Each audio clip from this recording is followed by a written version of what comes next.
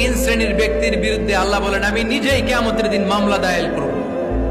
I will be against them in the day of judgment. Three categories of people I will be against them in the day of judgment. তিন শ্রেণীর লোক কিয়ামতের দিন তারা ছাড় পাবে না। আল্লাহ বলেন আমি নিজেই তাদের বিরুদ্ধে মামলা দায়ের করব। এর মধ্যে এক শ্রেণীর লোক হচ্ছে রাজুলুন ইস্তাআজারা জিরান ফাস্তাউফা মিনহু ওয়া লাম ইয়াতি আজরা। একজন শ্রমিক ভাড়া করে তার কাছ থেকে কাজ নিয়েছে কিন্তু তার পারিশ্রমিক আদায় করে নাই। এরকম আছে না নাই? দাপট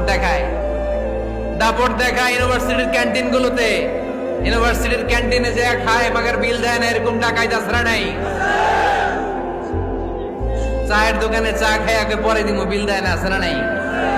দোকানে যে পণ্য কিনে বিল দেয় না, পরে দিমো, আছে না নাই? কিয়ামতের দিন আল্লাহ তোরে মাস্তানি ছুটাবে, চিল্লা এখন ঠিক কিনা?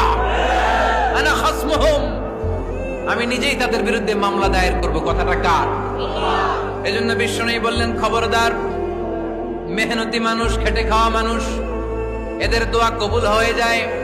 আতুল আজিরা আজরাহু ক্বাবলা আন ইয়াজিফা আরাকুহু। খবরদার, বিশ্বনবী বললেন শ্রমিকের ঘাম শুকিয়ে যাওয়ার আগে তাদের পারিশ্রমিক মিটিয়ে দাও। বিশ্বনবীর বিখ্যাত হাদিস, আতুল আজিরা আজরাহু ক্বাবলা আন ইয়াজিফা আরাকুহু।